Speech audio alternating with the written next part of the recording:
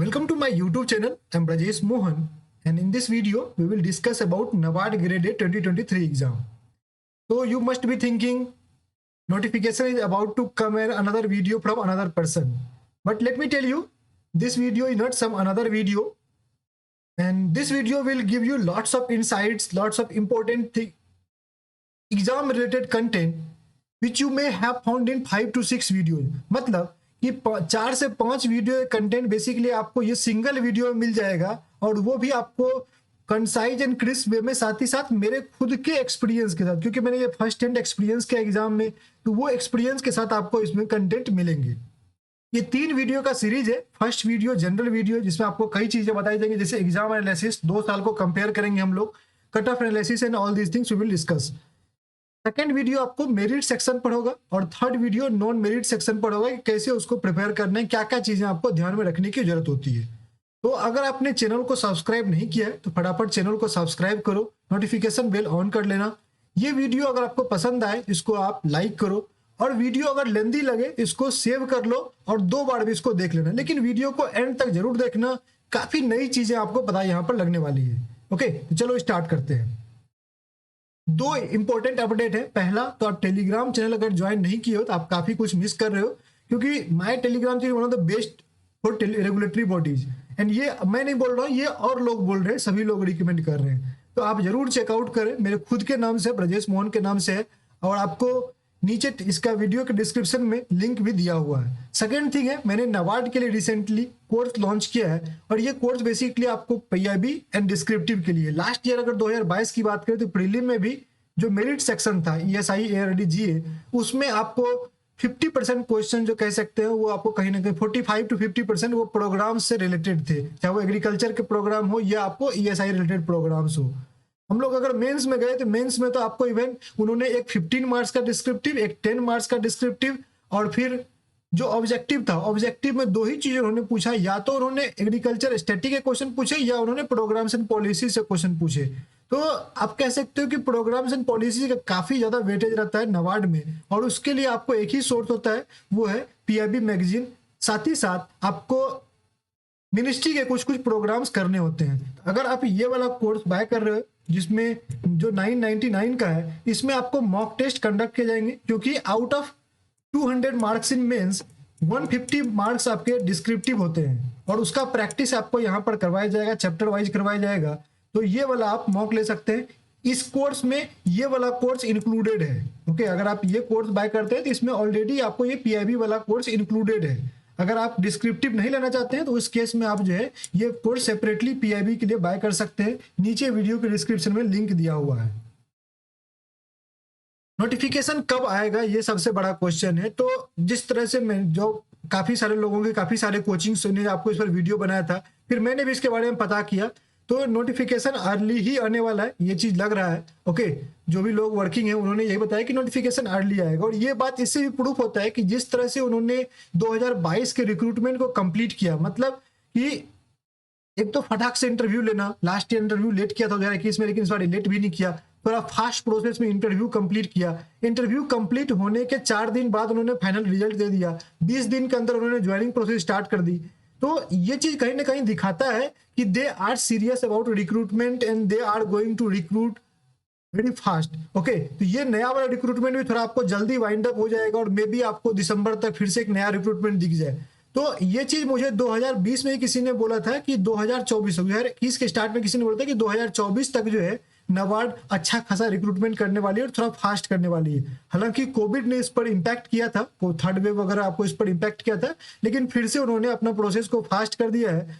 तो 2024 के एंड तक, लेट सपोज कि आपको नेक्स्ट ईयर जो है, अगले 1.5 साल में हम लोग यहाँ पर 2 से 3 रिक्रूटमेंट बैक टू बैक देख सकते हैं। तो आप इस चीज के लिए अगर नाबार्ड में जाना चाहते हो तो बेस्ट ऑर्गेनाइजेशन है वर्क करने के लिए। वर्क कल्चर एक थोड़ी अच्छी है यहाँ पर कह सकते हो, साथ ही साथ आपको वर्क लाइफ बैलेंस भी है, सैलरी भी अच्छी खासी है, काम भी आपको अच्छा खासा मिलता है। तो ये चीजें अगर आप एक्सपेक्ट करते हो अपने लाइफ में अगले 40 साल के लिए, तो ऑटोमेटिक सी बात है आपको इसके लिए अपना बेस्ट देना पड़ेगा, and you can try for this thing. How many vacancies will be there, around 150 to 170, but आपको ये पूरे वैकेंसीज के लिए आप एलिजिबल नहीं होते हैं। इसमें आप हाफ वैकेंसी, अराउंड 80-85 वैकेंसीज है वो जनरल पोस्ट के लिए होते हैं। जनरल पोस्ट कहने का मतलब है कि for normal graduates, okay, generalist stream कहते हैं उसके बाद। बाकी जो पोस्ट होते हैं वो आपको अदर पोस्ट, स्पेशलिस्ट पोस्ट होते हैं, agriculture, engineering, fisheries, forestry, land development, soil science, information technology और अदर्स के लिए आपको पोस्ट आते हैं, राइट। तो for normal graduates the number of post will be 80-85। Eligibility क्या है, आपको एज लिमिट 21 to 30 ईयर्स होगा। एज लिमिट काउंट कब किया जाएगा, तो जिस मंथ में रिक्रूटमेंट आएगा उसके फर्स्ट डे को काउंट किया जाता है। अभी तक यही देखा गया है, आने वाले रिक्रूटमेंट में कुछ चेंजेस वगैरह होंगे तो उसको कम्युनिकेट कर दिया जाएगा, लेकिन लास्ट ईयर तक जो है 2022 तक आपको यही चीज देखा गया है कि फर्स्ट डे को काउंट करते हैं जिस मंथ में नोटिफिकेशन आता है, ओके। एज रिलैक्सेशन यहाँ पर आपको मिलते हैं, ओबीसी को 3 साल, SC ST को 5 साल, पीडब्ल्यूडी को 10 साल से 13 साल तक। डिग्री क्या चाहिए आपको, जनरल पोस्ट के लिए जो जनरलिस्ट स्ट्रीम है उसके लिए आपको कोई भी डिग्री होनी चाहिए। कोई भी ग्रेजुएशन डिग्री आपने रिकॉग्नाइज्ड यूनिवर्सिटी से कर रखा हो तो चलेगा, चाहे वो किसी भी स्ट्रीम में आपने कर रखी हो। मिनिमम 60% चाहिए आपको। SC ST PWD के लिए आपको 55% चाहिए। परसेंटेज एक बार आप जो है लास्ट ईयर के नोटिफिकेशन से जरूर वेरीफाई कर ले, उसको आप कंफर्म कर ले कि कितना परसेंटेज चाहिए और उतना आपको होना चाहिए। आगे भी यही चीज रहने के ट्रेंड से, लेकिन कई बार ये इसमें बदलाव होते रहते हैं, 55-60 होते रहते हैं, 55-60 वो लोग करते रहते हैं, तो उसमें कोई बड़ी बात नहीं है। लेकिन अगर आपके पास 60 है तो आप ये मान कर चलो कि आप एलिजिबल हो, उससे ज्यादा नहीं जाएगा, कम हो सकता है। अगर पैटर्न की बात करें तो यहाँ पर आपको फेज 1 एग्जाम में टोटल 3 एग्जाम होते हैं, फेज 1, फेज 2 और इंटरव्यू स्टेज होता है। फेज 1 एग्जाम आपको 200 मार्क्स का होता है, फेज 2 एग्जाम भी आपको 200 मार्क्स का होता है और इंटरव्यू आपका 50 मार्क्स का होता है। फेज 1 एग्जाम्स के मार्क्स आपको कहीं पर एड नहीं होते हैं, ये बस क्वालिफाइंग नेचर होते हैं, आपको मेंस में जाने के लिए रास्ता होता है ये, ओके। उस फेज 1 एग्जाम में भी अगर आपको 200 मार्क्स है तो उसमें से ओनली 100 मार्क्स के आपको मेरिट सेक्शन होते हैं, 100 मार्क्स आपका सेक्शनल क्लियर करना होता है। Means there will be 8 subjects in phase 1 exam. Out of those 8 subjects आपको 5 सब्जेक्ट, ये जो ऊपर के 5 सब्जेक्ट हैं इसमें बस आपको सेक्शनल क्लियर करना है। सेक्शनल कुछ फिक्स नहीं होता है, एग्जाम के डिफिकल्टी लेवल पर डिपेंड करता है कि कितना सेक्शनल रहेगा और ये वेरी करता है, ईयर बाय ईयर वेरी करता है। जिस तरह से डिफिकल्टी रहता है उसके अकॉर्डिंग सेक्शनल वेरी करता है। मेरिट बनता है 100 मार्क्स में से, और वो 100 मार्क्स कौन कौन से होते हैं, 20 मार्क्स आपके जनरल अवेयरनेस के होते हैं, 20 मार्क्स आपके 40 मार्क्स आपके ESI के और 40 मार्क्स आपके ARD के होते हैं। आई होप ये चीज आप लोगों को ऑलरेडी पता होगा। क्वालिफाइंग सेक्शंस मैंने बता दिया, मेरिट सेक्शन से आपको मेरिट बनता है और इसी 100 मार्क्स में से जो कट ऑफ होगा उसको आपको ओवरऑल और सेक्शनल क्लियर करके नेक्स्ट राउंड में जाना होता है। अगर हम लोग बात करें फेज 2 एग्जाम का, तो फेज 2 आपको 2 पेपर होंगे, पेपर 1, पेपर 2। पेपर 1 आपको मॉर्निंग शिफ्ट में होता है, ओके। पहले आपको इनिशियली आप जैसे 9 बजे रिपोर्टिंग होगी तो आप 9 जाते हो तो वेरिफिकेशंस वगैरह होता है, फिर आपके पेपर स्टार्ट होते हैं। पेपर 1 आपका 90 मिनट का होता है, इसके बाद आपको 1 आवर का ब्रेक दिया जाता है। वेरिफिकेशन सेकेंड, फिर से वेरिफिकेशन होगा जाने से पहले, और फिर आपको ब्रेक दिया जाता है। ब्रेक के बाद आप लौट कर आते हो 1 घंटे के बाद, तो फिर से आपका वेरिफिकेशन होता है और देन पेपर 2 स्टार्ट होता है। पेपर 2 में आपको 120 मिनट्स का होता है, जिसमें आपको पहला सेक्शन ए होता है जो कि ऑब्जेक्टिव होता है और वो 30 मिनट्स का होता है, जिसमें 50 मार्क्स के पेपर होते हैं, 30 क्वेश्चंस होता है, 20 क्वेश्चंस आपके 2 मार्क्स होते हैं और 10 क्वेश्चंस आपके 1 मार्क्स होते हैं। यहाँ पर एक चीज ध्यान देने वाली बात है, जब 2021 में पेपर हुआ था तो उस टाइम पर ये 2 और 1 मार्क्स का कंसेप्ट नहीं था। दे कंसिडर्ड यूनिफॉर्म मार्क्स, हालांकि उन्होंने बोला था कंसिडर करेंगे लेकिन किया नहीं था। जब फाइनल मार्क्स आया तो उन्होंने सभी मार्क्स, सभी क्वेश्चंस को इक्वल वेटेज 1.66 मार्क्स जो है वो कंसिडर कर लिया था। लेकिन जब 2022 में ये चीज उन्होंने सभी क्वेश्चंस के आगे में मार्क्स को, वेटेज को डिक्लेयर किया था, और इसीलिए जब कट ऑफ भी आया तो उसमें दिख रहा है कि वो 5 के मल्टीपल में ही। आगे मैं दिखाऊंगा, इस चीज को डिस्कस करूंगा और भी आपको अच्छे से बताऊंगा। आई होप ये चीज यहाँ तक क्लियर है। अगर पेपर 2 की बात करें तो पेपर 2 आपको जो है डिस्क्रिप्टिव, पेपर 2 में सेकेंड चीज होता है आपको डिस्क्रिप्टिव, जिसके लिए आपको 90 मिनट मिलता है। ये भी 50 मार्क्स का होगा। यहाँ पर आपको 6 क्वेश्चंस होते हैं, जिसमें आपको जो है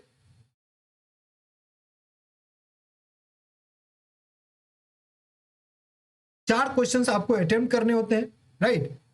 you have to attempt 4 questions. लेकिन यहाँ पर एक ट्रिक है। अब ट्रिक क्या, वो समझो कि खास करके जो आरबीआई ग्रेड बी वाले वो ये सोचते हैं कि सेक्शन ए और सेक्शन बी बटा होता है, ओके। सेक्शन ए में आपको 3 क्वेश्चंस होते हैं, सेक्शन बी में आपको 3 क्वेश्चंस होते हैं। ये आपको 15 मार्क्स के होते हैं, 600 वर्ड्स में आपको लिखना होता है। ये भी आपके 10 मार्क्स के होते हैं और ये आपको 400 वर्ड्स में लिखना होता है। अब देखो यहाँ पर क्या होता है कि यहाँ पर आपको 3 में से ऑप्शन नहीं मिलता है, इसमें एक क्वेश्चन कंपलसरी होता है और 2 क्वेश्चन जो बच गए उसमें से आपको कोई एक अटेम्प्ट करना होता है। आगे इस चीज को और भी डिटेल में बताऊंगा, वो चीज आपको क्लियर हो जाएगा। ओके, सिमिलरली यहाँ पर भी एक क्वेश्चन कंपलसरी होता है और 2 में आपको ऑप्शन दिए जाते हैं कि 2 में से कोई एक आपको अटेम्प्ट करना है। तो इसलिए ये मत सोचना कि 3 में से ऑप्शन है, यहाँ पर 2 में से ही ऑप्शन है, एक क्वेश्चन कंपलसरी होता है। ये चीज यहाँ पर ट्रिकी है। जैसा जबकि अगर आरबीआई ग्रेड बी में जाते हैं तो वहां पर तीनों में से आपको ऑप्शन मिलते हैं, 3 में से कोई 2 अटेम्प्ट करना होता है सेक्शन ए और सेक्शन बी में से। ये चीज आपको ध्यान रखना है यहाँ पर। तो सबसे इंपॉर्टेंट बात जो है कि इस वीडियो में हम लोग कट ऑफ को एनालाइज करेंगे, 21-22 को कंपेयर करेंगे, प्रीलिम के भी, मेंस के भी, इंटरव्यू के भी, और फिर मैं आपको बताऊंगा कि क्या रीजन रहा कट ऑफ ऊपर नीचे जाने का, क्यों ऐसा हुआ। उसके बाद आरटीआई के रिप्लाई वगैरह देखेंगे, कई सारे आरटीआई रिप्लाई है जिसमें डिफरेंट डिफरेंट चीजों के बारे में बात की गई है। उसके बाद हम लोग जो है एग्जाम के लेवल को भी एनालाइज करेंगे, किस तरह के क्वेश्चंस वगैरह आए थे, उन चीजों को भी एनालाइज करेंगे। तो वीडियो काफी आपको इंपॉर्टेंट होने वाला है, एंड तक जरूर देखिएगा। ओके, तो चलो सबसे पहले स्टार्ट करते हैं फेज 1 एग्जाम से। ये वाला आपका 2022 है, ये वाला आपका 2021 है। ओके, अब देखो यहाँ पर क्या हुआ कि सेक्शनल कट ऑफ देखोगे ज्यादा कुछ वेरी नहीं किया है। सेक्शनल कट ऑफ जितना था 2021 में उसी के आसपास रहा, 0.25 या थोड़ा बहुत कुछ किसी, जैसे ईएसआई में आपको देख सकते हैं थोड़ा सा ज्यादा वेरिएशन आया है। बाद बाकी आपको जैसे ईएसआई में यहाँ पर 4.5 मार्क्स था, यहाँ पर आपको 2.25 हुआ। ये क्यों हुआ है? क्योंकि जो क्वेश्चंस उन्होंने पूछे थे वो इतने फैक्चुअल क्वेश्चंस वगैरह थे कि लोगों को जो है बेसिकली, और डाटा वगैरह क्वेश्चंस में क्या होता है ना, कंफ्यूजन ज्यादा होती है, इसी कारण से ये सेक्शनल पर इसका इम्पैक्ट दिखा। ओके, हालांकि एग्रीकल्चर वाला भी पोर्शन जो था ये भी आपको नॉर्मल ग्रेजुएट्स के लिए डिफिकल्ट था, लेकिन आप देख सकते हैं ये इवन इंक्रीज ही किया है, जो कि लोगों ने एक्सपेक्ट नहीं किया था। ओके, ऐसा क्यों हुआ था? क्योंकि जो एग्जाम आए थे उस एग्जाम में क्वेश्चंस अगर देखोगे तो एग्रीकल्चर के कई सारे scientific names, plant disease, animal disease, या आपको जो स्टैटिक की बात कर रहा हूँ, स्टैटिक के आपको अराउंड 14 to 18 क्वेश्चंस थे, उसके बारे में बात कर रहा हूँ। तो ये सब चीजें आपको पूछी गई थी।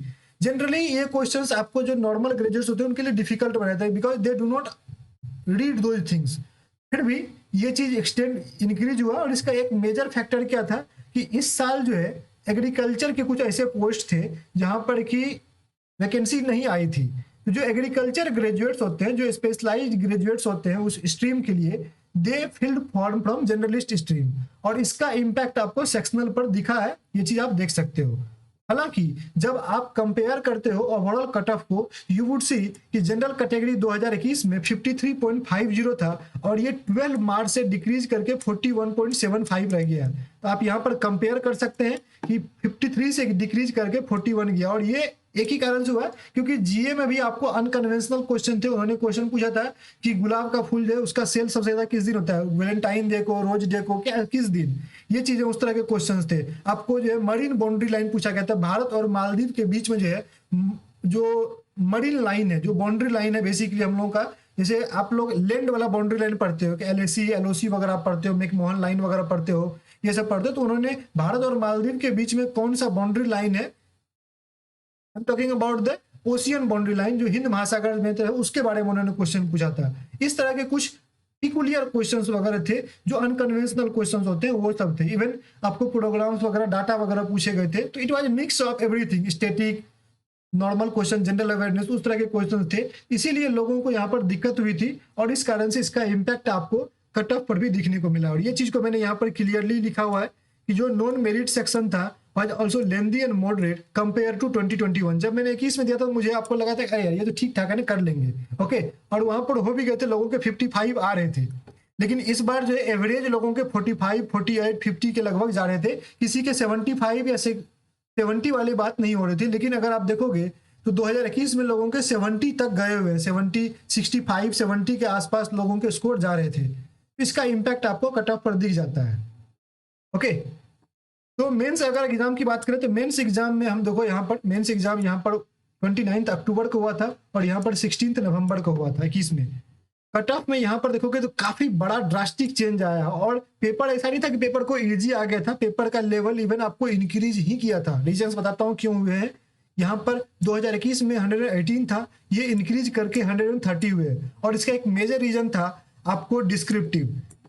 क्योंकि जब पहली बार हुआ था तो डिस्क्रिप्टिव में वो कंपलसरी वाला क्वेश्चन का लोगों को बाउंसर लिखा था, वो चीज लोगों को पहले पता नहीं था। It was being held on first time, और वो फर्स्ट टाइम लोगों को पेपर में जाने के बाद ही पता चला। दूसरी बात क्या थी कि जो उन्होंने 50 ये कंपलसरी क्वेश्चन में भी उन्होंने, आपको दिखाता हूँ यहाँ पर, आप देख सकते हैं ये 2021 का डिस्क्रिप्टिव का पेपर है। जो कंपलसरी क्वेश्चन उन्होंने पूछा था 15 मार्क्स वाला, उन्होंने क्रॉस ब्रीडिंग पर पूछ दिया था, और जनरली एनिमल हस्बेंड्री में ये सेक्शन को लोगों ने कवर नहीं किया था। तो although people were able to write something on this topic, but जब आप कुछ भी लिखते हो और कुछ अच्छा लिखते हो तो उसमें डिफरेंस होता है, राइट। इसका इम्पैक्ट आपको वहां पर दिखाता है। लेकिन जब हम लोग 2022 की बात करते हैं तो कंपलसरी क्वेश्चन में आपको मत्स्य संपदा उन्होंने पूछा है, और ये सब लोग पढ़ के आते हैं। स्कीम्स तो काफी अच्छे से लोग हर कोई कवर कर गया था, और ये स्कीम्स काफी ज्यादा न्यूज में था लास्ट ईयर, इस पर सबने अच्छे से लिखा। अगर इवन कंपलसरी यहाँ पर भी देखो तो ग्लोबलाइजेशन के बारे में बात की गई थी। ग्लोबलाइजेशन ईएसआई में हर कोई पढ़ रहा है, क्योंकि आजकल डी ग्लोबलाइजेशन की बात हो रही है। जब से रशिया यूक्रेन युद्ध हुआ है, जब से कोविड-19 हुआ है, तो डी ग्लोबलाइजेशन की बात हो रही है। तो वैसे कंडीशन में ग्लोबलाइजेशन एक मेजर मुद्दा था लास्ट ईयर, काफी इसके बारे में बात हुई थी, और भी डिटेल में बात करेंगे, ओके। लेकिन यहाँ पर आते हैं तो ये एक डिस्क्रिप्टिव जो था उसमें कुछ इस बार सरप्राइजिंग नहीं था, राइट। तो ये एक मेजर फैक्टर हुआ। लास्ट ईयर अगर देखोगे तो डिस्क्रिप्टिव में लोगों के 28, 30, 2021 की बात कर रहा हूं मैं, 28, 30, 31, 32 आए हैं। इस तरह से स्कोर 35, कुछ लोगों के 35 भी गए थे। इस साल मैक्सिमम लोगों के जिनके सिलेक्शन हुए इंटरव्यू लेवल पर, जिनके सिलेक्शन हुए 35 to 40 है, कुछ लोगों के 41 वगैरह भी है, ओके। आप स्कोर एनालाइज कर सकते हो, लेकिन मेजोरिटी 30+ है इंटरव्यू देने वाला में। तो ये चीज आप यहां से एनालाइज कर सकते हो कि इसका इंपैक्ट कैसे होता है। ये इंपैक्ट आपको कट ऑफ पर दिखता है, राइट। तो यही आपको यहां पर हुआ। दूसरी बात, ऑब्जेक्टिव में अगर बात करते हैं तो ऑब्जेक्टिव में दो ही चीज उन्होंने पूछा था। एक तो या तो उन्होंने प्रोग्राम्स पूछा था, या उन्होंने स्टैटिक पूछा था। स्टैटिक में उन्होंने 1 मार्क्स वाले स्टैटिक डिफिकल्ट थे, ओके, 1 मार्क्स वाले डिफिकल्ट थे। 2 मार्क्स वाले प्रोग्राम्स वगैरह जो नॉन प्रोग्राम, जैसे नमस्ते स्कीम वगैरह नॉन थे, ई नाम स्कीम नॉन था, ये सब नॉन स्कीम वगैरह पूछे गए थे, तो लोगों को डिफिकल्टी नहीं हुआ, और 2 मार्क्स में लोगों ने काफी अच्छा परफॉर्म किया है, ओके। तो ये एक दूसरा फैक्टर था। 2 मार्क्स में बस 6 क्वेश्चंस ऐसे थे। एक आपको बैटरी वाला था, हैन वाला, मुर्गी पालन से, और एक पिग वाला था, 3 मार्क्स, 3 क्वेश्चंस उसमें थे। तो टोटल 6 to 7 क्वेश्चंस ऐसे थे जो कि आपको थोड़ा सा बाउंसर लगा था। लेकिन इसमें से भी जो पिग वाला क्वेश्चन था वो मैक्सिमम लोगों ने उसमें 2 करेक्ट कर लिए थे, ओके। तो ये चीजें आपको यहाँ पर बेनिफिट दिखी। तो इसलिए जब ऑब्जेक्टिव का भी स्कोर अगर एनालाइज करोगे तो काफी लोगों के 35 to 40 के बीच में आपको ऑब्जेक्टिव के स्कोर भी है। तो ये चीजें आपको कट ऑफ पर इसका इंपैक्ट दिखा, और cut off just sky rocketed from 118 to 130। अब ये मानकर चलो कि 130 के लगभग ही आपको 23 में भी जाने वाला है। आपको अब इस स्टैंडर्ड को मेंटेन करना पड़ेगा। अगर आप 118 सोचकर चल रहे हो तो आप गलत कर रहे हो। आपको 23 के लिए 130 आप जो है बेंचमार्क लेना पड़ेगा, और इससे अच्छा परफॉर्म करना पड़ेगा, ओके। अब एक और चीज दिखाता हूँ, एक और ट्रेंड्स आपको बताता हूँ। यहाँ पर अगर आप फाइनल कट ऑफ देखोगे तो वहां पर आपने देखा कि 12 मार्क्स इंक्रीज हुआ था, बट अगर आप फाइनल को एनालाइज करो तो यहाँ पर बस 7 मार्क्स इंक्रीज हुआ है। यूआर यहाँ पर जाता है तो 164 और 171 के बीच में 7 मार्क्स का डिफरेंस है, बट आपने मेंस वाले में देखा ये 12 मार्क्स का डिफरेंस है। तो ऐसा क्यों हुआ? ऐसा इसलिए हुआ कि ऐसा पहली बार हुआ है जब नबार्ड के इंटरव्यू में किसी को 2 मार्क्स, किसी को 12 मार्क्स, पहली बार मतलब पिछले 3-4 साल से जब से मैं एनालाइज कर रहा हूँ, मैं देख रहा हूँ कि पहली बार किसी को 2 मार्क्स, किसी को 12 मार्क्स, किसी को 25 मार्क्स इस तरह से मिले हैं। अदरवाइज नबार्ड में इंटरव्यू में मार्क्स अच्छे खासे मिलते थे और यूनिफॉर्म मार्क्स मिलते थे, ज्यादा वहां पर डिफरेंशिएट नहीं किया जाता। ये चीजें आरबीआई में होती थी, नबार्ड में नहीं होती थी, लेकिन इस बार के नबार्ड में ये काफी बड़े पैमाने पर देखा गया। और वैसे लोगों के भी जिनके मान लो, जैसे कि अगर हम लोग 2021 में देखें तो 2021 में मैंने एनालाइज किया था कि जो भी लोग, और मैं बोलता भी था कि जिनके पास भी बैंकिंग का एक्सपीरियंस है, चाहे वो ग्रामीण बैंक का, रूरल बैंक का, एसबीआई वगैरह का हो, तो दे scored more than 40 marks in interview. With the average interview, they were able to score 43 in 2021. लेकिन 2022 में ऐसा कुछ नहीं हुआ। इवन जो एसबीआई पीओ वगैरह 2-3 साल से एसबीआई पीओ वगैरह है, देवर स्कोर्ड, और उनके मेंस में काफी अच्छे मार्क्स होने के बावजूद भी देवर टू स्कोर 25 to 30। तो ये चीजें काफी बड़ा रेंडमनेस दिखने को मिला 2022 में। I don't know why it were, but ये चीज आपको एक तरह से इम्पैक्ट है, और इसी का इम्पैक्ट आप देख सकते हैं फाइनल कटऑफ पर भी दिखने को मिल रहा है कि ये बस 6 या 7 मार्क्स का डिफरेंस है। ओके, तो interview is not in no one's hand. तो आपको यही करना पड़ेगा कि आप मेंस में ही अच्छा खासा स्कोर करो, कम से कम 10 मार्क्स का मार्जिन मेंटेन करो। अगर 130 कट ऑफ जाता है तो आपको 10 to 12 मार्क्स का मार्जिन आपको मेंटेन करना पड़ेगा, क्योंकि आपको फाइनल कट ऑफ यहाँ पर कुछ ब्रेक नहीं किया था, आउट ऑफ 250 बनता है। तो अगर यहाँ पर 10 to 12 मार्क्स एक्स्ट्रा रखते हो तो यहाँ पर अगर आपको 35 38 भी मिलता है, उससे आप मैनेज कर लोगे, 35 में आप मैनेज कर लोगे, फाइनल सिलेक्शन को आप मैनेज कर लोगे। तो ये चीज़ जरूर ध्यान रखना कि आपको कट ऑफ से 10 से 12 नंबर एक्स्ट्रा होने चाहिए। ओके, चलो डिस्क्रिप्टिव की बात कर लेते हैं। डिस्क्रिप्टिव में ज्यादा कुछ खास नहीं था, प्रोग्राम्स वाला पोर्शन एक काफी ज्यादा देखने को मिला, एक आपको 15 मार्क्स में भी और एक आपको 10 मार्क्स में भी प्रोग्राम देखने को मिला। NRLM national rural livelihood mission, basically SHG वाला क्वेश्चन आपको यहाँ पर देखने को मिला था। एक और चीज जो है यहाँ पर पब्लिक डिस्ट्रीब्यूशन सिस्टम, जैसे कि अगर 2021 में देखो तो उन्होंने एमएसपी पूछा था, क्योंकि उस टाइम पर फार्म बिल आया था और फार्मर्स के प्रोटेस्ट हो रहे थे। यहाँ पर उन्होंने पीडीएस पूछा, क्योंकि प्रधानमंत्री जो गरीब कल्याण योजना अन्न वाला था, जिसमें कि सरकार आपको फ्री में या minimal cost per basically NFSA के अंतर्गत, नेशनल फूड सिक्योरिटी स्कीम के अंतर्गत जो है, एनएफएसए स्कीम के अंतर्गत सरकार बेसिकली फूड प्रोवाइड कर रही थी। तो वो चीज जो कोविड के इम्पैक्ट के कारण, तो वो वाला काफी एक्सटेंशन वगैरह हुआ था और उस पर काफी न्यूज में था सब्सिडी वगैरह को लेकर। इसलिए ये था कि फूड सिक्योरिटी से रिलेटेड एक क्वेश्चन बन सकता है, but they asked related question that was public distribution system, तो इस पर भी लोग लिख पाए थे। देन जो social infrastructure for inclusive growth budget में लास्ट ईयर काफी ज्यादा इसके बारे में बात हुई थी, इकोनॉमिक सर्वे में इसके बात हुई थी, तो उससे रिलेट करके उन्होंने जो है इस पर क्वेश्चन पूछा है, तो इसलिए बजट वगैरह काफी इंपॉर्टेंट हो जाता है। सोशल फॉरेस्ट्री उन्होंने डायरेक्टली रिपीट कर दिया, ये क्वेश्चन आप देख सकते हैं, यहाँ से ये डायरेक्ट जाता है। 2021 में भी उन्होंने सोशल फॉरेस्ट्री पूछा था और 2022 में भी उन्होंने सोशल फॉरेस्ट्री 10 मार्क्स में पूछा है। तो अगर आप देखोगे तो जो मेजोरिटी ऑफ क्वेश्चंस हैं वो एग्रीकल्चर के हैं। 15 मार्क्स में 2 क्वेश्चन एग्रीकल्चर के हैं और 10 मार्क्स में भी आपको 2 क्वेश्चन एग्रीकल्चर के हैं। एक क्वेश्चन ये वाला ईएसआई से है और ये वाला आपको ईएसआई से है। रेस्ट आपको 4 क्वेश्चन बेसिकली एग्रीकल्चर से रिलेटेड है। सिमिलरली 2021 में भी अगर देखोगे ये बस ईएसआई से है। एमएसपी को भी आप जो है बेसिकली एग्रीकल्चर से रिलेटेड है, उसको भी आप एग्रीकल्चर करंट अफेयर से रिलेटेड मान सकते हो और एआरडी में रख सकते हो। क्रॉस ब्रीडिंग स्टैटिक हो गया, एआरडी में ही रहेगा। ओके, देन ये एग्रीकल्चर फाइनेंस से रिलेटेड था। एग्रीकल्चर फाइनेंस आपका सब्जेक्ट है, chapter number last chapter agriculture finance से रिलेटेड है। ड्रिप इरिगेशन, सोशल फॉरेस्ट्री, ये सब कहीं ना कहीं आपका सारा का सारा स्टैटिक ही है। इसको आपको ईएसआई प्लस एआरडी में आप रख सकते हैं। ओके, तो इस तरह से आपका क्वेश्चन पूछा जाता है। तो मेजोरिटी क्वेश्चन जो आपको एग्रीकल्चर होता है और नाबार्ड का बैंक का नाम ही देखो, उसमें एआरडी लिखा हुआ है।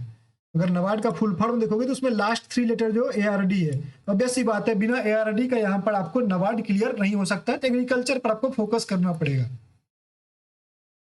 अगर हम लोग डिस्क्रिप्टिव इंग्लिश की बात करें तो डिस्क्रिप्टिव इंग्लिश में आपको यहाँ पर क्लाइमेट पर काफी जोर दिया गया, क्योंकि ऐसे में भी एक क्वेश्चन था और डिजास्टर से रिलेटेड, क्लाइमेट से रिलेटेड डिजास्टर होते हैं, उस पर आपको एक लेटर भी पूछा गया था। डिफरेंस क्या देखने को मिला कि यहाँ पर अगर देखोगे तो 120 वर्ड्स प्रीसी राइटिंग था, यहाँ पर 130 वर्ड्स आपको प्रीसी राइटिंग था। ओके, 2021 में आपको लेटर में कोई नंबर ऑफ वर्ड लिमिट जो है वो फिक्स नहीं किया गया था। 2022 में उन्होंने 150 वर्ड्स बोला था। यहाँ पर उन्होंने ऐसे में 300 वर्ड्स पूछा है और यहाँ पर भी उन्होंने 300 वर्ड्स ही रखा। पीछे कहीं पर मैंने 350 वर्ड लिख दिया था, गलती से लिखा गया है, बट आप प्रैक्टिस जब करें तो वो 350 वर्ड से ही प्रैक्टिस करें। ओके, टॉपिक्स आपको मिक्स ऑफ टॉपिक्स हैं, ये इकोनॉमिक से रिलेटेड भी टॉपिक्स हैं, करंट से रिलेटेड टॉपिक्स हैं, या आपको सोशल इशू से रिलेटेड टॉपिक्स वगैरह आपको पूछे जा रहे हैं, एग्रीकल्चर से रिलेटेड आपको टॉपिक्स वगैरह यहाँ पर पूछे जा रहे हैं। और 3 ऑप्शन आपको लेटर में दिया जाता है, 4 ऑप्शन आपको जो है ऐसे में दिया जाता है, ये चीज ध्यान रखना। और 90 मिनट में इतना टाइप करना काफी आसान होता है। सबसे बड़ा दिक्कत क्या है कि मार्किंग जो है आपको एवरेज 2 साल से एवरेज मार्किंग कर दी जा रही है। अगर आप देखोगे तो majority of people are scoring between 55 to 65। आपने अगर स्कोर को एनालाइज किया होगा तो इसी रेंज में है, तो आपको ये 65 वाला रेंज में जाना पड़ेगा। और इसके लिए जरूरी क्या है कि आप जितना कम स्पेलिंग मिस्टेक्स और ग्रामेटिकल मिस्टेक्स करोगे उतना ज्यादा आपको मार्क्स मिलेगा। ओके, तो ये वाला चीज पर आपको ज्यादा वर्क करना है। आगे की वीडियो में बताऊंगा कि कैसे ये चीजें कर सकते हैं, बट ये चीज आपको ध्यान रखना है कि एवरेज मार्किंग होती है। ओके, क्योंकि टाइम सफिशियंट होता है। यू कैन टाइप 600 वर्ड्स, क्योंकि यहाँ पर 600 है, 300 इधर के, 150 400 150 इधर मान लो तो अराउंड 580 वर्ड्स, 600 वर्ड्स आपको टाइप करने हैं। सिमिलरली यहाँ पर आपको 600 वर्ड टाइप्स करने के लिए बस 25 मिनट मिल रहा है एक क्वेश्चन के लिए, 20-25 मिनट मिल रहा है। और यहाँ पर आपको 600 वर्ड टाइप करने के लिए 90 मिनट मिल रहा है। तो यू कैन अंडरस्टैंड कि यहाँ पर ज़्यादा है, बेसिकली आपको वर्ड लिमिट कम है in respect to time given. तो आप 45 मिनट में ये चीज़ टाइप कर सकते हो एंड लेटर ऑन आपको 25 मिनट यूज करना है, सॉरी 15 मिनट जो बचे हुए हैं वो आपको यूज करना है प्रूफ रीडिंग करने के लिए, चीज़ों को देखने के लिए, एडिट करने के लिए, ताकि उसको आप इम्प्रूव कर सकें, क्वालिटी को आप बढ़ा सकें। ये चीज़ आप जरूर करें, टाइपिंग स्पीड सही रखना, और ये चीज़ आप करोगे तो ऑटोमेटिकली आप जो है 60s में आ जाओगे। बीच में कम से कम मान लेते हैं तो 60 भी अगर आपके स्कोर आते हैं तो भी आपके लिए सिलेक्शन का चांस बनता है, आप जो है सिलेक्शन वाले लिस्ट में आप आ सकते हो। ओके, अगर हम लोग फेज 1 एग्जाम प्रीलिम एग्जाम की बात करें तो प्रीलिम एग्जाम थोड़ा सा इस बार लेवल उन्होंने इंक्रीज किया था 2021 के रिस्पेक्ट में। उन्होंने खास करके नॉन मेरिट सेक्शन में फर्स्ट शिफ्ट जब हुआ था तो उसमें कंप्यूटर डिफिकल्ट था, सेकेंड शिफ्ट में डीएम डिफिकल्ट था, डिसीजन मेकिंग डिफिकल्ट था। तो दोनों में जो है इवन कई लोगों के ऐसे कंडीशंस थे जहां पर कि वो लोग मेरिट सेक्शन में कट ऑफ क्लियर कर चुके थे, मतलब 41 43 उसको आ रहे थे, लेकिन they failed in sectional cut of of either computer knowledge और डिसीजन मेकिंग और रीजनिंग एबिलिटी और क्वांटिटी एप्टीट्यूड। ये चीज़ आपको ध्यान रखना है कि भले वो नॉन मेरिट सेक्शन है बट उसका भी वेटेज है। अगर आप सेक्शनल क्लियर नहीं करोगे तो ऑटोमेटिकली आप एग्जाम से बाहर हो, तो इसलिए आपको सेक्शनल पर भी ध्यान देना है। तो उन टॉपिक्स को भी आपको प्रैक्टिस करना है, एग्जाम में आपको जुडिशली टाइम को जो यूटिलाइज करना है, सभी सेक्शंस को आपको टाइम देना है ताकि आप सेक्शनल को क्लियर कर सको। You don't need to focus on scoring maximum marks, you just have to clear sectional cut off, और जो बेसिकली 25 to 30% मार्क्स ही आपको सेक्शनल कट ऑफ रहते हैं। इंग्लिश में थोड़ा ज़्यादा होता है, बाद बाकी आपको जो है सब में वही 5 नंबर 8 नंबर 10 नंबर 8 नंबर करके आपको जो है लाने होते हैं। तो कट ऑफ ऑलरेडी मैंने बता दिया आप लोगों को, यहाँ पर देख सकते हो आप सेक्शनल कट ऑफ यहाँ पर इस तरह से है। सेक्शनल कट ऑफ आप देख सकते हैं यहाँ पर भी दिया हुआ है, उसको आप एनालाइज करें। एक्सेप्ट इंग्लिश आपको बाद बाकी इसके सेक्शनल कट ऑफ कम ही है, तो उसको आप एनालाइज कर लें और उसके अकॉर्डिंग आपको जो है इसको ध्यान में रखना है। ओके, अगर हम लोग मेरिट सेक्शन की बात करें तो मेरिट सेक्शन जैसा कि मैंने बोला कि क्वेश्चन थोड़े से स्टैंडर्ड क्वालिटी के थे। ओके, जैसे कि अगर एग्रीकल्चर में बात करो एआरडी में स्टैटिक क्वेश्चंस अराउंड 14 to 16 थे, दूसरे वाले शिफ्ट में 16-17 क्वेश्चन आपको था, तो दोनों शिफ्ट में थोड़ा सा वही 14 to 18 के लगभग हम लोग मान सकते हैं कि क्वेश्चंस आपको था। लेकिन ये सब प्लांट डिजीज के बारे में, न्यूट्रिएंट्स के बारे में, ये सब क्वेश्चन जो बेसिकली जो नॉर्मल ग्रेजुएट्स वगैरह नहीं पढ़ता था, इसलिए इसको आपको इसको पढ़ना पड़ेगा।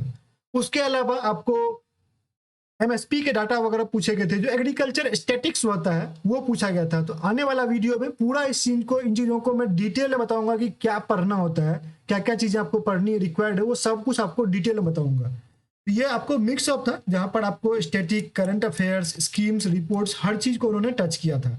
ओके, तो दिस वाज हाउ। और ये वाला इमेज काफ़ी इंपॉर्टेंट है, ये इमेज आपको बताता है कि किस तरह से ट्रेंड्स रहा है। ओके, एग्जाम का ट्रेंड क्या रहा है, कहाँ से कितने क्वेश्चन पूछे आते हैं, किस सेगमेंट से कितने पूछे गए हैं, ये चीज आपको बताता है, पूरा एक तरह से समराइज करके आपको बताता है ये इमेज। चलो अब एंड में थोड़ा सा आरटीआई का रिप्लाई देख लेते हैं कि आरटीआई में क्या क्या बोला गया है, किस तरह से आपको रिप्लाई वगैरह आरटीआई के आए हैं। तो आरटीआई बेसिकली आपको क्या बताता है कि जब भी आपको किसी प्रकार का कोई डाउट रहता है तो आप उसको आरटीआई फाइल करते हो।